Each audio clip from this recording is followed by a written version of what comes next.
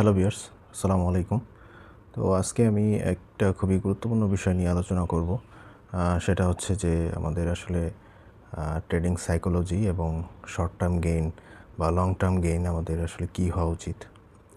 তো আমি দেখেন একটা অ্যাকাউন্টের আমি ম্যাট্রিক্স দেখাচ্ছি আপনাকে। এটা হচ্ছে আমার on of the trading account.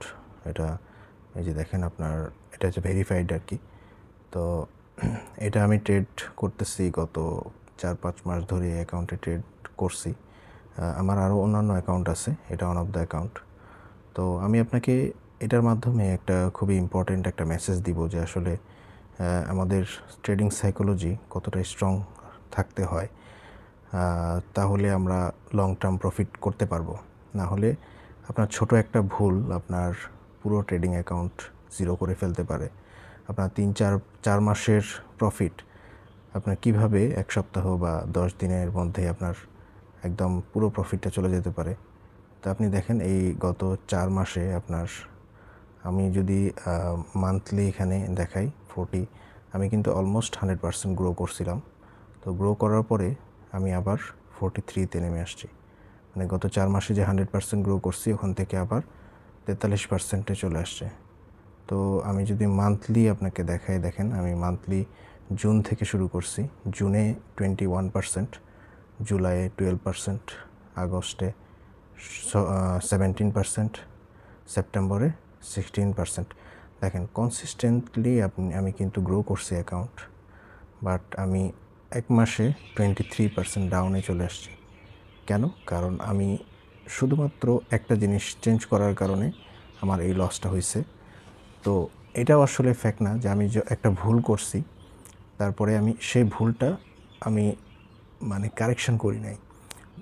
তো আমার এই ফুল চার্ট যেটা দেখতেছেন এটা সম্পূর্ণ গোল্ডে ট্রেড করা। তো আমি গোল্ডে আমার একটা স্ট্র্যাটেজি আছে, যেটা আমি গোল্ডে অলওয়েজ বাই করি আর কি। ওই স্ট্র্যাটেজিতে আমি কখনো সেল করি না, অনলি বাই পজিশন নেই, মানে বাই সেট আপ খুঁজি আর কি। যদি বাই না পাই সেক্ষেত্রে আমি ট্রেডিং নেই না, আর যদি বাই পাই সেক্ষেত্রে আমি বাই করি, সেল করি না। তো রিসেন্টলি আপনারা জানেন যে গোল্ড অনেক বেশি মার্কেট উপরের দিকে চলে গেছে, অলমোস্ট মনে করেন যে হিউজ ওভারবট পজিশনে আছে। তো আমি চিন্তা করছিলাম যে সেল করি। তো এই যে সেল করতে গিয়ে দেখেন এই মাসে এই লস হয়েছে, ঠিক আছে। সো আপনারা দেখেন এই যে আপনি যদি দেখেন এখানে আমি অলমোস্ট 93% আমি গোল্ডেই আমি ট্রেড করছি, ঠিক আছে। সো আমার 4 মাস কনসিস্টেন্টলি প্রফিট ছিল, কিন্তু আমি শুধুমাত্র মানে সামান্য একটু আমার স্ট্র্যাটেজি চেঞ্জ করার কারণে আমার এই লসটা হয়েছে।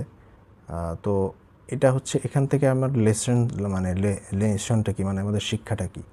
আমি যে শিক্ষাটা পাইছি এখান থেকে সেটা হচ্ছে যে আপনি হয়তো আপনার সিস্টেম চেঞ্জ করলে বা আপনার স্ট্র্যাটেজি চেঞ্জ করলে শর্ট টার্মে হয়তো বা আপনি কিছুটা বেনিফিটেড হবেন, বাট এটা কিন্তু আপনার সাইকোলজিতে এফেক্ট করে।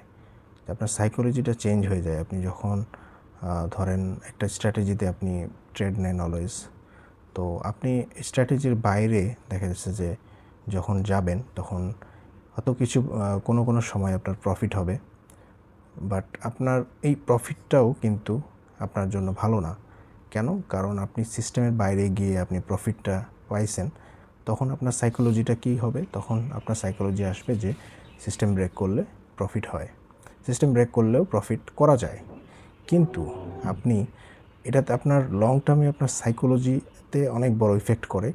তখন কিন্তু আপনার দেখা যাচ্ছে যে আপনি শর্ট টার্মে প্রফিট করলেন, বাট লং টাইমে গিয়ে আপনি একটা সময় পরে গিয়ে আপনি আর আপনার প্ল্যানে, আপনার ট্রেডিং প্ল্যানে কিন্তু আপনি আর স্ট্রিক্ট থাকতে পারবেন না। সো তখন কিন্তু আপনি লস করবেন। আপনার হয়তো ইনিশিয়ালি কোনো এফেক্ট আপনি বুঝবেন না, বাট এই ছোট ছোট সিস্টেমের কারণে, ছোট ছোট আপনার যে সিস্টেম সেটা ব্রেক করার কারণে আপনার সাইকোলজিতে এত বেশি ইফেক্ট পড়ে, যেটাতে আপনি তখন আর ট্রেডিং প্ল্যানে আপনি স্ট্রিক্ট থাকতে পারবেন না।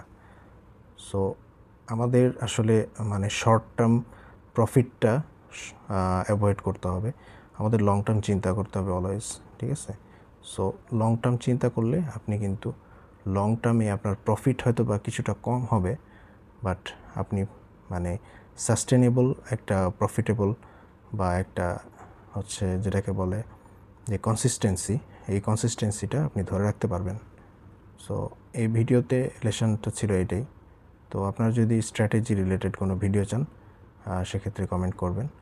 আমি আশা করি আপনাদের নতুন কোনো ভিডিও এই রিলেটেড দেওয়ার চেষ্টা করব। সবাই ভালো থাকবেন।